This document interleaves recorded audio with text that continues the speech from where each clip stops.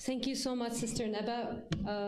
Now on to the small lecture by the youth of Murtada Seminar by Brother Ahmed Talib. Please welcome him with a loud salawat. Thank you.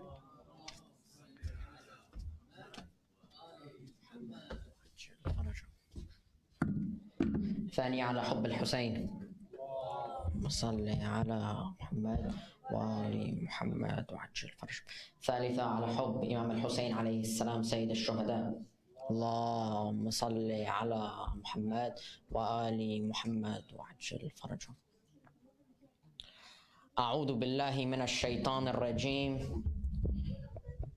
بسم الله الرحمن الرحيم. الحمد لله رب العالمين والصلاة والسلام على أشرف الخلق خاتم النبيين محمد وعلى أهل بيته الطيبين الطاهرين. اللهم صل على محمد وآل محمد وعجل فرجهم. I begin in the name of God, the most gracious, the most merciful, the one who has created everything in utmost perfection. Assalamu alaikum wa rahmatullahi wa barakatuh.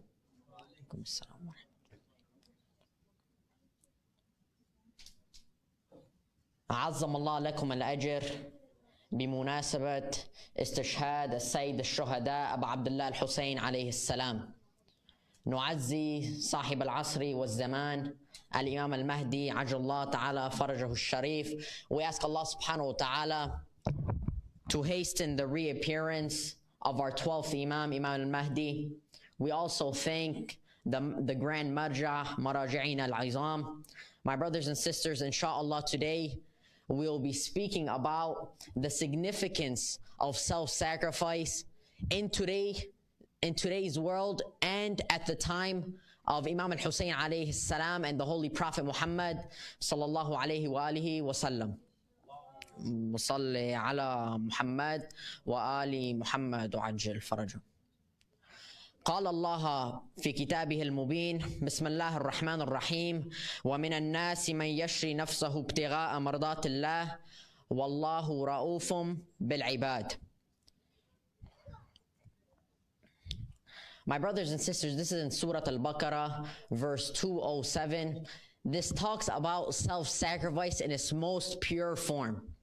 My brothers and sisters, before we begin and I go into stories about self-sacrifice in the religion of Islam, let me first explain what is self-sacrifice, because of course when you want somebody to do something, before that you must explain what it is. They must get the right idea. My brothers and sisters, self-sacrifice is when you give up your own things that you'd like to do, your own desires, let's say for example, for somebody else, for a greater purpose. Like I said, inshallah, we'll be going over a few examples because this is something that is heavily preached in the religion of Islam. Now, some people ask, why should I give up my own desires for somebody else's desires? At the end of the day, I should do what I want for myself. My brothers and sisters, you always have a greater purpose. You always have a greater purpose. Allah subhanahu wa ta'ala set the standard for you at 100%. You can reach to 100%. But some of us will not reach 100%. Some of us maybe only reach 50%. Some of us will only reach 40%. But you have a greater purpose. Maybe you sacrificing your time will help you reach this greater purpose.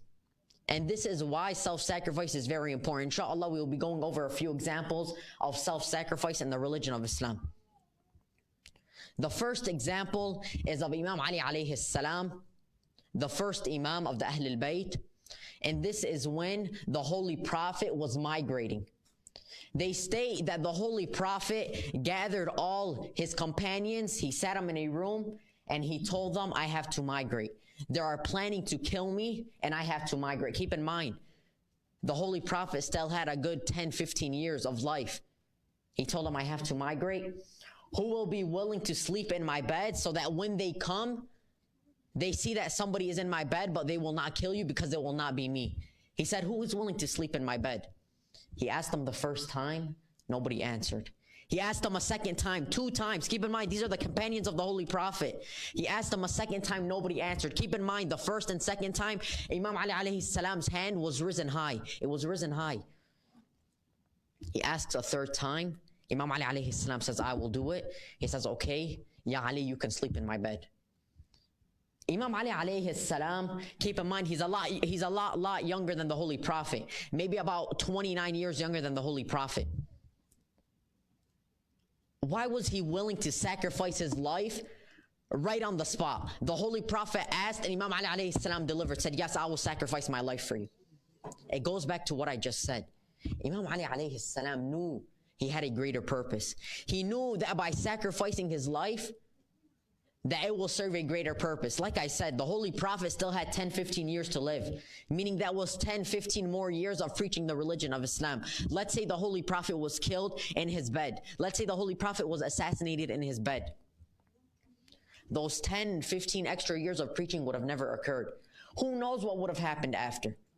Who knows if Imam Ali alayhi salam would have been able to pick up where the Prophet left off? Nobody knows.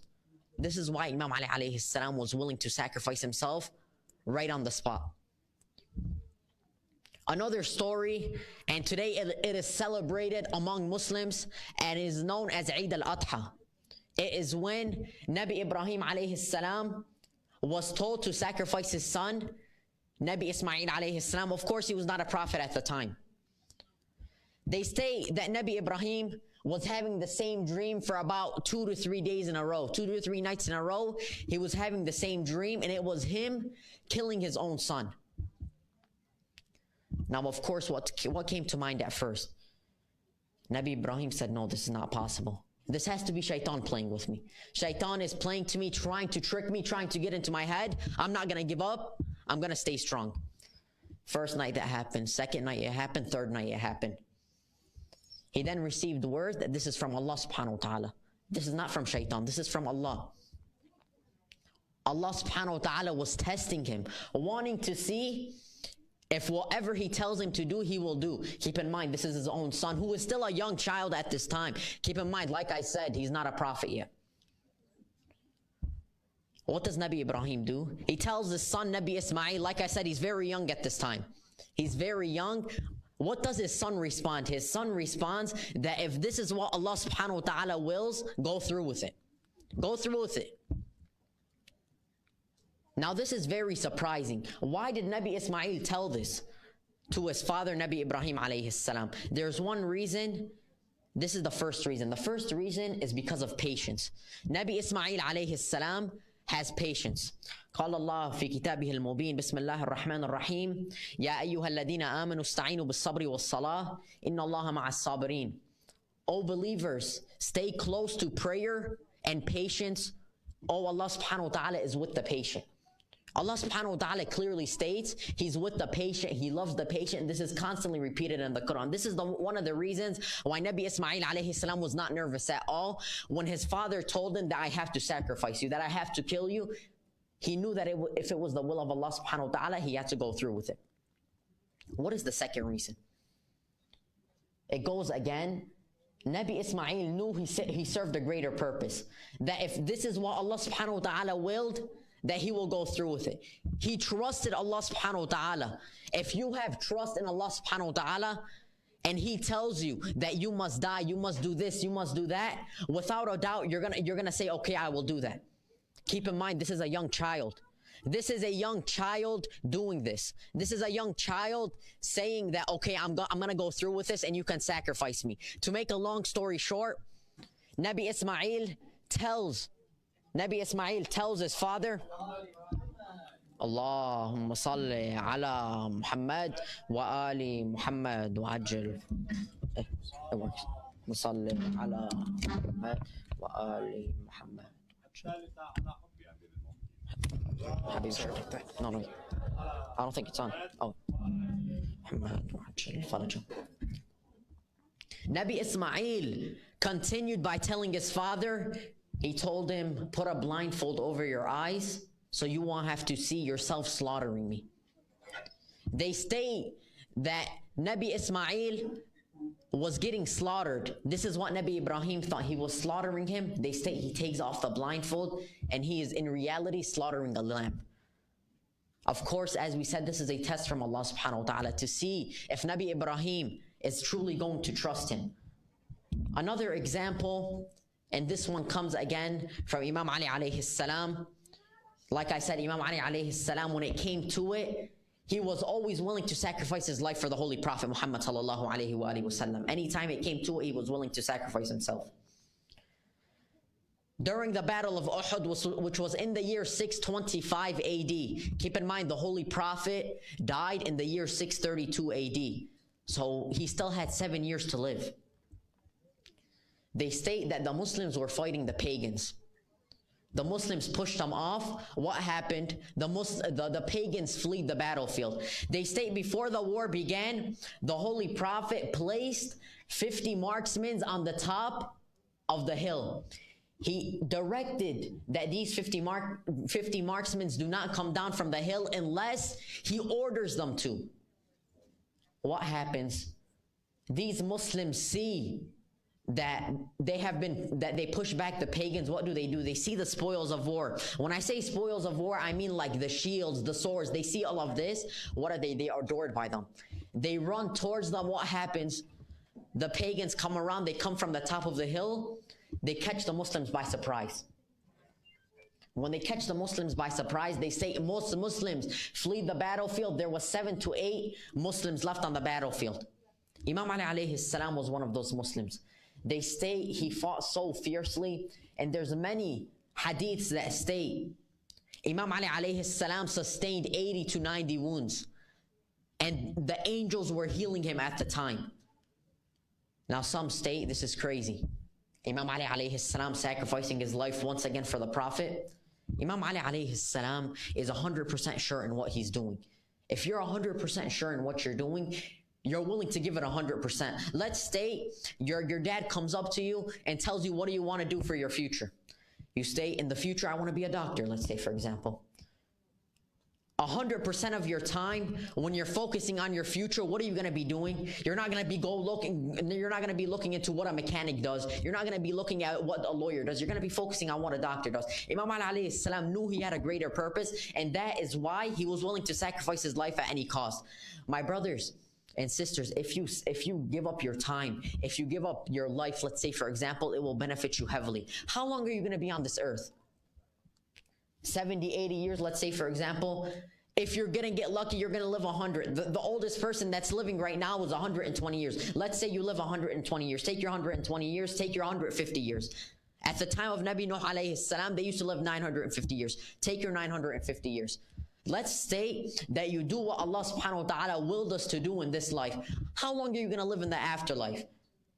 With blessings raining upon you. Which one is better? Let's say somebody comes up to you right now, and I shared this with a friend a couple of days ago, and he said he loved this example. Let's say somebody came up to you and said, I'll give you $20,000 today, or you can wait till next week and I'll give you $1 million. Which one are you going to take? You could take 20,000 right now. Right this minute, I'll give you 20,000 cash, or you can wait till next week and I'll give you $1 million. Which one are you going to take? You're going to take the $1 million. You'll say, I'll wait the extra week and I'll take the $1 million. My brothers, this is what Allah subhanahu wa ta'ala is telling us. It may be hard for us to see because of time. It's 70, 80 years. It might take too long. Allah subhanahu wa ta'ala is telling you, just do what I willed for you to do for 70, 80 years, and I will give you heaven. I will give you paradise for an infinite amount of time, and I will have my blessings raining upon you. And keep in mind, Allah subhanahu wa ta'ala is not asking a lot of us. Allah subhanahu wa ta'ala is just asking us to do our wajibat and do our mustahabbat a little, which will maximum take an hour of our day. So just like how you choose that $1 million and you would wait an extra week, do the same. Choose your akhirah over the dunya. Like I said, Allah subhanahu wa ta'ala is not telling you if you're going to choose the akhirah over the dunya, then it's going to be misery in the dunya and you're only going to be doing ibadah for 24/7. Allah subhanahu wa ta'ala is not telling us that. My brother Imam Ali alayhi salam says, Fil hirs al-ana'u. In greed comes hardship. If you're consistently choosing yourself, if you're consistently only looking out for yourself, it's only going to lead to hardship. Which the Holy Prophet also says, إِذَا اللَّهَ حَبَّ عَبْدَهُ ابْتَلَاهُ. Of course hardship is good. But if you're consistently being greedy and if you're consistently only choosing yourself when you know that there's a wiser choice, at the end of the day, that hardship is not good hardship, that's bad hardship. There's good hardship and there's bad hardship. My brothers and sisters, We must learn from Imam al-Hussein alayhi salam and the sacrifices that he did. They state that after the death of Imam al-Hussein alayhi salam, after he was so viciously killed, Sayyidah Zainab alayhi salam, who was a woman, stood in front of Imam Zayn al-Abidin alayhi salam. Keep in mind, she was a woman standing in front of a man. This was unseen at that time. Why did she stand in front of Imam Zayn al-Abidin alayhi salam? She knew she served a greater purpose. There's a reason Imam Zayn al-Abidin did not go out to the battlefield. He served a greater purpose, and Sayyidah Zainab knew that greater purpose. That is why she stood in front of him. So it does not matter whether you're a man, whether you're a woman, whether you're black, whether you're white. It does not matter what race you come from. Self-sacrifice is the best thing to do. And of course, I'm not saying sacrifice all your time for somebody else. But if you feel like, let's say, for example, your brother comes up to you and let's say you're playing on your phone, you're wasting your time. And he tells you, you can either continue playing on your phone or you can come to me to the mosque. You can help me do this. You can help me do that. And you see that this is going to benefit me much more. Do that. But don't always sacrifice your time for somebody else. My brothers and sisters, I hope we all learn from this. ومرة أخرى عزم الله لكم الأجر بمناسبة استشهاد السيد الشهداء أبو عبد الله الحسين عليه السلام. وآخر دعوانا أن الحمد لله رب العالمين والسلام عليكم ورحمة الله وبركاته. رحم الله من قرأ سورة الفاتحة مسبوقة بالصلاة على محمد وآل محمد.